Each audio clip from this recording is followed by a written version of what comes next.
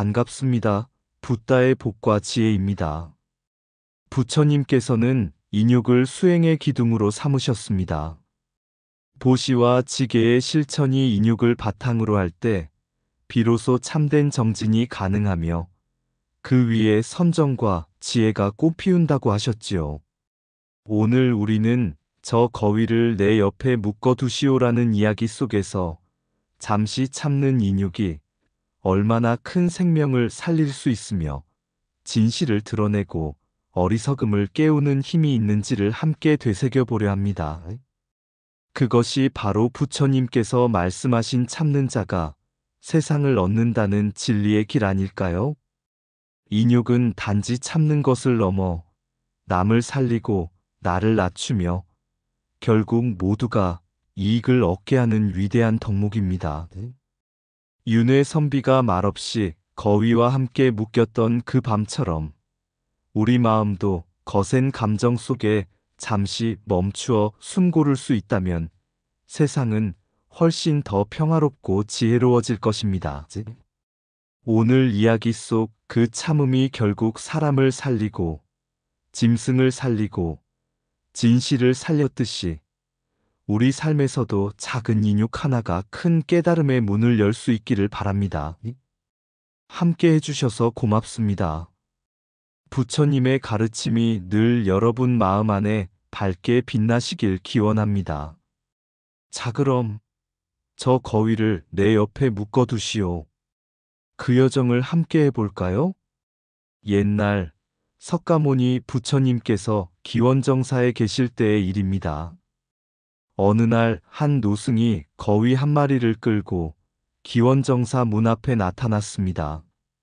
노승은 기력이 다한 듯 지팡이에 의지하며 말했습니다. 이 거위가 제 목숨을 2번이나 구했습니다.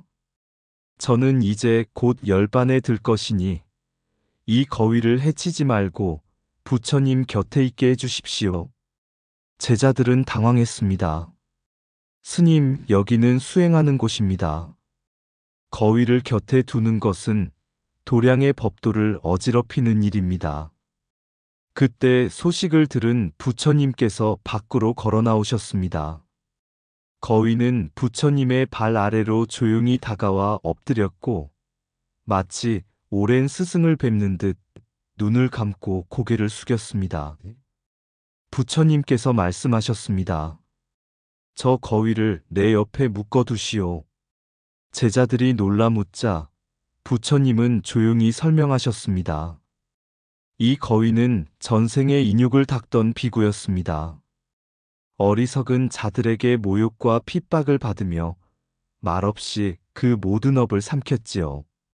그 인욕의 힘으로 다시 태어날 때 스스로 사람의 곁을 떠나지 않겠다는 원을 세웠습니다. 그리하여 지금 이 모습으로 이 노승을 돕고 다시 나를 찾아온 것입니다. 부처님은 거위를 어루만지며 말씀을 이으셨습니다. 중생의 모습은 다르지만 본래의 성품은 평등하니라. 생명 있는 모든 것에 자비를 베푸는 이는 곧 나의 참 제자여. 그 생명을 존중하지 않는 자는 아무리 계를 지키고 수행을 한다 해도 참 뜻을 알지 못한 것이다. 그날 이후로 거위는 부처님 곁을 지켰고 제자들은 매일 물과 곡식을 정성껏 나르며 공양하였습니다. 그 거위는 조용히 사라지듯 숨을 거두었고 부처님께서는 그는 다시 좋은 몸을 받아 법을 전하는 인연을 잇게 되리라고 말씀하셨습니다. 침뱉은 사나이와 부처님의 미소. 어느 날 부처님께서 왕사성 거리에서 탁발을 마치시고 돌아가시는 길이었습니다. 그 길목에 한 거친 남자가 서 있었습니다. 그는 부처님의 명성이 널리 퍼지는 것이 못마땅해 길을 막고 그 얼굴에 침을 뱉었습니다. 사람들이 놀라 비명을 질렀지만 부처님은 아무 말도 하지 않으셨습니다. 그저 조용히 손등으로 얼굴을 닦고 고요한 눈빛으로 그 사내를 바라보며 말없이 지나가셨습니다. 그날 밤 그 사내는 잠을 이루지 못했습니다. 왜 아무 말도 하지 않으셨는가? 왜 화도 내지 않고 나를 바라본 그 눈빛은 무엇이었는가? 다음 날 아침 그는 기원정사로 찾아와 부처님 앞에 무릎을 꿇고 말했습니다. 어째서 어제 저를 꾸짖지 않으셨습니까? 저는 당신을 모욕했습니다. 부처님께서는 미소 지으며 이렇게 말씀하셨습니다. 어제의 나는 그 침을 받을 준비가 되어 있었고, 오늘의 너는 그 침을 뱉은 사람이 아니니라. 그는 고개를 들지 못하고 눈물을 흘렸습니다. 그날부터 그는 수행자가 되어 인육의 가르침을 배우고 실천했습니다. 인육의 위대한 작용. 부처님은 인육을 통해 상대의 분노와 어리석음을 받아내고 그를 변화시키는 거울이자 연기의 스승이 되십니다. 부처님은 분노에 분노로 대응하지 않고 상대가 자신의 어리석음을 직면할 수 있는 기회를 열어주셨습니다. 바로 그것이 인육의 힘이며 그 위에 정진과 선정, 그리고 지혜가 피어나는 토대입니다. 분노를 참는 자는 적을 이긴 것이 아니라 자신을 이긴 것이다. 인육은 고요한 연못과 같으니 그 위엔 어떤 돌도 깊은 상처를 남기지 못한다. 남이 던진 침이 나를 더럽히는 것이 아니라 내가 내 마음을 더럽힐 때만이 참된 오염이 생긴다. 용서란 힘이 없는 자의 선택이 아니라 지혜로운 자의 자비이다. 말없는 인내는 가장 큰 소리로 진실을 말한다. 미움에 미움으로 갚으면 미움은 멈추지 않고 사랑과 인내로 갚을 때만 멈춘다. 인육은 고통을 미루는 것이 아니라 고통을 초월하는 첫걸음이다. 침묵 속의 자비는 분노보다 더 큰 울림을 남긴다. 상대의 분노를 나의 거울로 삼을 때 나는 그 사람보다 먼저 자유로워진다. 누군가 너를 욕할 때 그것은 그가 지닌 고통의 울부짖음일 수 있다. 자비로 듣고 침묵으로 대답하라. 참는 자는 무력한 자가 아니라 불붙은 세상 속에서도 물을 품고 있는 자이다. 욕설이 마음에 이르지 않으면 그것은 바람과 같아 흔적을 남기지 않는다. 인욕은 마음의 갑옷이다. 부드럽되 뚫을 수 없는 강함이 거기에 있다. 인욕은 고통을 감추는 것이 아니라 그 고통을 지혜로 바꾸는 연금술이다. 누군가 당신을 모욕했을 때 그것은 당신의 자비가 피어날 기회이다. 스님과 상인의 거위. 옛날 어느 산사에서 먼 길을 떠나온 한 스님이 있었습니다. 그 스님은 수십 리를 걸어 내려와 마을 어귀의 여관에 하룻밤을 청했습니다. 하지만 스님의 누더기 옷과 말라붙은 발은 여관 주인의 눈에 거슬렸고 결국 헛간 한쪽 구석에 겨우 잠자리를 얻게 되었습니다. 밤이 깊어갈 무렵 상인의 어린 딸이 놀이 삼아 가지고 있던 진주 하나를 떨어뜨렸고 그것을 여관집 거위가 삼켜버렸습니다. 딸은 울었고 상인은 화가 나 거친 말로 스님을 몰아붙였습니다. 내 놈이야. 그놈이 도둑이야. 스님은 억울했지만 변명 한마디 없이 고요히 말했습니다. 거위 한 마리를 제 곁에 묶어두십시오. 내일이면 모든 것이 드러날 것입니다. 아침이 되어 거위가 배설을 하자 그 속에서 진주가 나왔습니다. 여관 주인은 큰 절을 하며 뉘우치고 손수 스님의 발을 씻어드리며 용서를 청했습니다. 스님은 이렇게 말했습니다. 몸이 억울함을 당해도 마음이 흔들리지 않으면 그 억울함은 스스로 물러납니다. 누가 나를 오해하든 참는 자는 스스로를 해치지 않습니다. 말 한마디로 이길 수 있었지만 침묵으로 더 많은 이들의 마음을 돌릴 수 있었습니다. 하룻밤의 인육은 한 생명을 살리고 사람의 오해를 씻고 어리석은 마음을 자비로 이끌었습니다. 억울함을 이겨내는 자가 진정한 승자다. 말로 풀 수 없는 오해는 침묵의 자비로 녹는다. 인욕은 마음의 방패요. 자비는 그 칼날을 무디게 한다. 거친 말은 돌처럼 무겁지만 인욕은 그것을 물 위에 띄운다. 참는 자는 잊지 않는다. 그는 기다린다. 진리가 드러날 때까지. 화를 참는 자는 다른 이의 마음까지 함께 구한다. 억울함을 삼킨 입은 깨달음을 품은 입이다. 인욕은 한 생을 구하고 자비는 천생을 밝힌다. 인욕 없는 정진은 모래 위에 쌓은 탑과 같다. 모욕은 바람 같고 인욕은 산과 같다. 산은 바람에 흔들리지 않는다. 진실은 때로 말보다 오래 참는 침묵 속에 있다. 참는 자는 악을 끊고 말 많은 자는 악을 키운다. 부처는 칼로 베인 것이 아니라 인욕으로 세상을 이겼다. 세상은 오해로 가득하지만 마음 하나가 그것을 비출 수 있다. 인욕은 자신을 보호하는 길이며 세상을 구하는 문이다. 마음 위에 칼을 이고 사는 사람.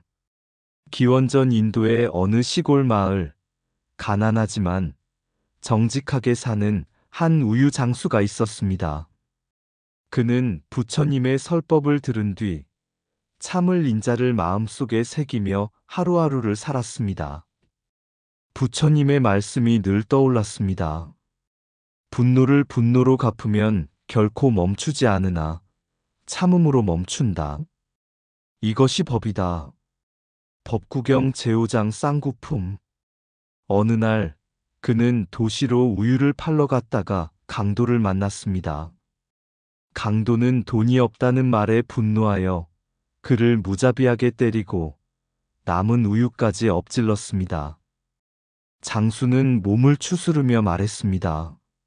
나를 때린 이도 괴로움에 시달리고 있는 자이니 그에게 분노를 더하면 이 고통이 끊기지 않을 것이다.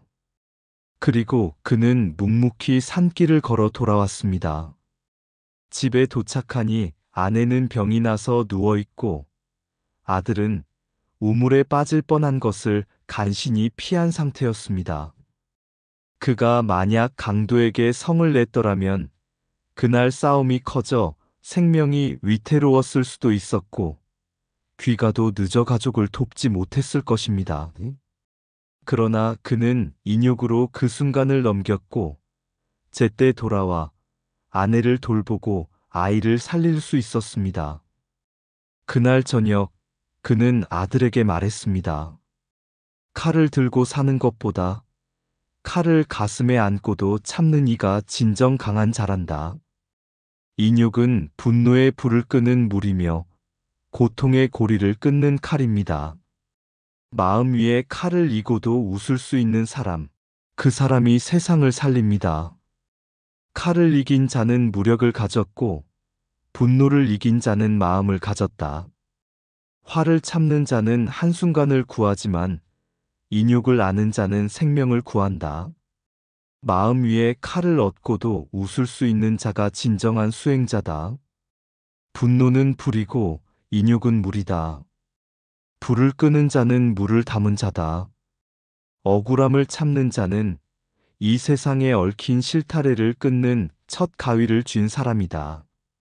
남의 허물을 참아야 내 허물이 보인다. 말을 삼킨 자는 싸움을 이겼고 침묵한 자는 세상을 얻었다. 칼을 들면 상처만 남고 인욕을 들면 깨달음이 남는다. 고통을 인내로 감쌀 때 그 고통은 지혜로 다시 태어난다. 참는 것은 약함이 아니라 분노를 끌어안고 가는 힘이다. 참음은 지는 것이 아니라 가장 깊은 승리다. 인욕은 선한 무지에게 주는 마지막 가르침이다. 참을 줄 아는 자는 미래를 바꾸고 분노하는 자는 과거에 묶인다. 마음이 흔들릴 때 한 호흡 참으면 천길 낭떠러지에서 돌아선다. 세상의 소란을 잠재우는 것은 큰 소리보다 조용한 인내다. 인욕, 참을 이는 생명을 구하는 지혜입니다. 옛날 어느 마을에 한 농부가 있었습니다. 그는 집안 곳곳에 참을 인자를 써 붙이고 자녀들에게도 참는 마음이 무엇보다 중요하다고 가르쳤습니다. 어느 날 들판에서 일하다가 점심이 늦어져 화가 났지만 농부는 마음을 가다듬고 참았습니다. 집에 돌아와 보니 아내와 처남이 부엌에서 넘어져 다친 상태였습니다. 만약 그가 순간에 화를 참지 못했다면 아내를 원망하거나 처남에게 분풀이를 했을지도 모릅니다. 그러나 그는 참음을 택했고 그 덕분에 모두를 보살피고 함께 고통을 이겨낼 수 있었습니다. 부처님께서 가르치신 인욕은 단지 고통을 견디는 힘만이 아닙니다. 그것은 마음속 칼날을 내려놓고 오해와 갈등을 녹이며 생명을 살리는 자비의 길입니다. 세상의 혼란 속에서도 참을 이는 평화를 이루는 가장 위대한 무기입니다. 지혜로운 이는 알았습니다. 분노를 참는 자에게는 가장 깊은 승리가 기다리고 있음을. 인욕을 통해 깨닫는 이가 결국 세상의 어둠을 밝히는 등불이 된다는 사실을. 그러니 우리 모두 삶의 매 순간 인욕의 자비로운 힘을 기억합시다. 그 참음이야말로 부처님께서 진정으로 바라신 참된 수행의 길이니까요. 참을 인 그 자리에 칼날 위에 선 마음이 있다. 고통과 번뇌 휘몰아쳐도 흔들리지 않는 깊은 바다처럼 화살 같은 말과 손길도 그대 마음에 닿기 전에 물결되어 흘러가고 어둠은 빛으로 녹아내린다. 인욕은 바람에 꺼지지 않는 등불, 어지러운 세상 속 빛의 길잡이, 참음의 씨앗이 뿌려질 때 평화와 지혜가 꽃 피운다. 참음이 없으면 진진한 정진도 없고 정진 없이는 선정도 피지 못하니 마음 안에 작은 불꽃을 지켜 깊은 지혜의 열매 맺으리라. 부처님 말씀 따라 건노라면 참음이 내 삶의 무기 되어 오해와 분노의 벽을 허물고 모든 생명 품는 자비가 되리라. 이상 붓다의 복과 지혜였습니다. 오늘도 복지구족한 날 되세요. 구독과 좋아요는 붓다의 복과 지혜를 밝히는 큰 자비의 등불이 됩니다.